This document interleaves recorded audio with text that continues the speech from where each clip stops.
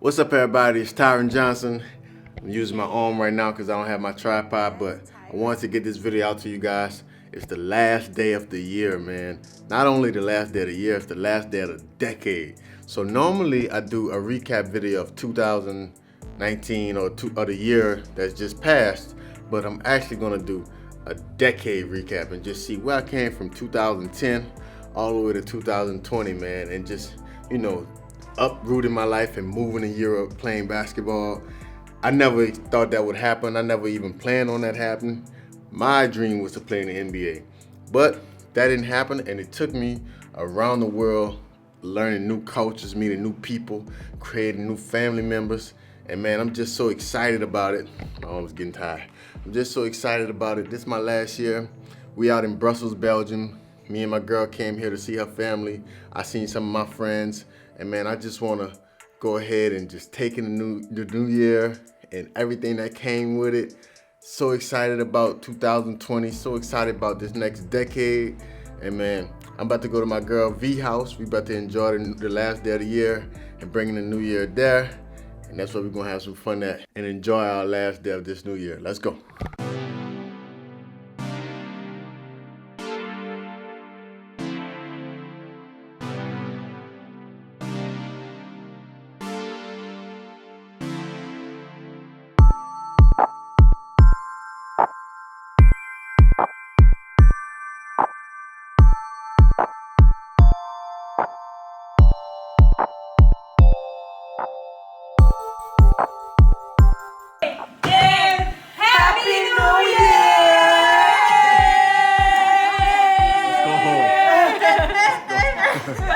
Let's go. Happy New Year, babe. Let's go. Yeah, man, so what's up? I'm back in France. I'm back in the office. Long trip in Belgium, seen a lot of family members, seen a lot of friends, had a good time. My girl V house, really enjoyed ourselves, man. Yeah, the new year was good. New Year's Eve was good. Since it was a new decade, I wanted to do a video on a whole decade. So I'm gonna start off, most of my life is surrounded by basketball and my career. Everything is surrounded by my career right now. I only get about 2 months off in the summer, so I'm gonna start off, man. My first job was in Oost, Belgium. That was a tough one for me. I really didn't expect to play in Europe. I had no expectations to go to Belgium. I didn't even know where Belgium was. And they forced me to get on a plane, but when I got there, it was a great experience for me. I created lifelong friends. We was very successful as a team, and some memories I'll never forget, man. That was one of my favorite years as a basketball player, and it happened to be my first year as a basketball player. So also always home to me, man. Then the next year, after I left Austria, I ended up going to the Rio Grande Valley Vipers, the Houston Rockets D-League affiliate team, and that was also a good year, man. It was very, very, very interesting to me because I had a good time. I had a blast. I had a great season. I played well. I ended up playing in the preseason with the Indiana Pacers. That was great for me, great experience. I made the All-Star team. That was another great experience. So, my career was on the up and up, and I was really excited. And my agent hit me with, we got to go back to France. And I'm like, back to Europe? And I ended up on a team called Chalon Reims. That was a tough situation for me, man. I created my slogan, make them pay, in Chalon Reims, because at the beginning, me and the coach didn't get along. It was tough. We always butted heads, and I was coming off the bench, and I was like, I'm about to make him pay and everybody else for the rest of my career. But we ended up finishing first or second. We went to the championship and lost to Antibes, but that was still a great year for my career. And then after that season, all hell broke loose. I was real excited, man, about playing basketball, but my dream was never to play in Europe. And when the next season came, after I had that first season in France, and the next season, only Pro B teams were offering me contracts. The first division teams was giving me contracts that was terrible. I really stopped playing basketball. I kind of gave up because I'm like, my goal was to always play in the NBA, never to play in Europe, and I felt like my career was constantly going backwards. I was getting jobs in like Poland and Austria and all of these different places, and I was like, man, you know what? I'm done. I stopped playing for a while. I think I switched agents at the time, and I ended up getting a job in year too long. south of France, and that was that was a great experience, man. I met the team that weren't near the playoffs, and at the end of the season we made the playoffs, and I played with some great players, keep in contact with them every now and then, but that was a good experience, one of the best experiences in my life. Showed me a different side of France that I didn't know existed, and I had a blast down there in Toulon. The next season, man, just was kind of the same. I wanted to sign late because I wanted to take my time, and I ended up right back in Oost, Belgium, where I started. That was a tough season, a little bit because I lost my brother, one of my best friends, Juan, that season, and I was, feeling kind of alone. But it was great though, man. I met some guys we had a bond on our team, man. All of us was pretty close. Keep in contact every now and then a day, but we did some good things on the court. Our guy Tofi got hurt, so we didn't have a five, and I was kind of the five, and we got blasted in the playoffs.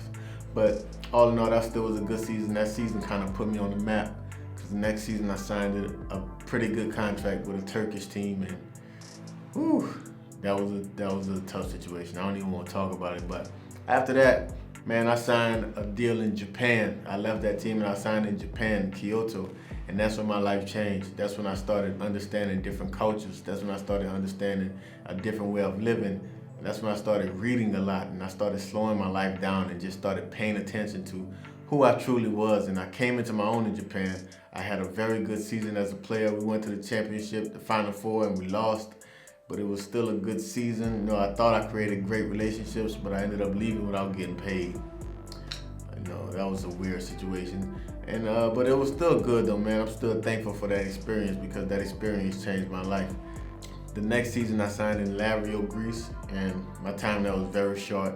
I was kind of productive when I was there, but that's another situation I don't want to talk about because I was thankful that situation happened because I landed in Solei's Okinaga basketball club, and that was in Chihuahua. Funny story about Solei's is that I only seen the name and I thought that the team was Mexicali, but the team was actually Solei's Okinaga. So when I signed, I ended up in Chihuahua. I'm like, yo, where the beach at? Where the big buildings at? But it was Chihuahua, Mexico, and not Mexicali. And I was kind of disappointed, but at the end of the day, when the season started, we went to the championship. We had one of the best teams in the league. I created lifelong relationships. I love that place.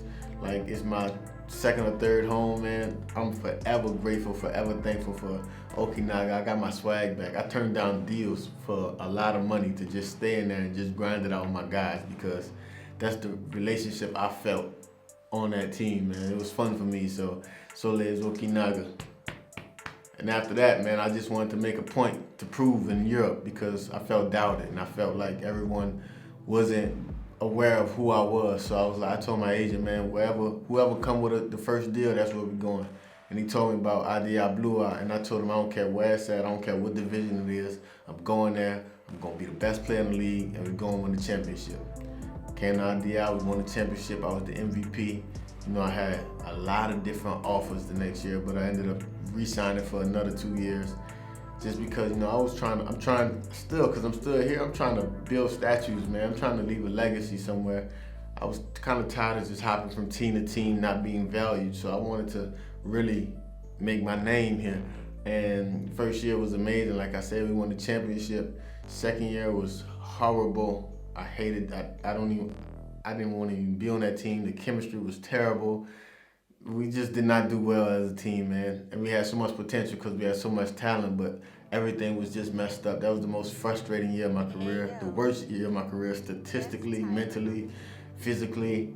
It was just terrible for me, but came back. I went to work this summer, played in the $2 million tournament, represented my state, Louisiana. That was a big moment for me and my boy, B-Boy.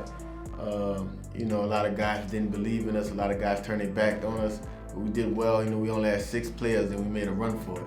And I was the second in the league in scoring, and I did my thing. And that gave me a lot of confidence for this season.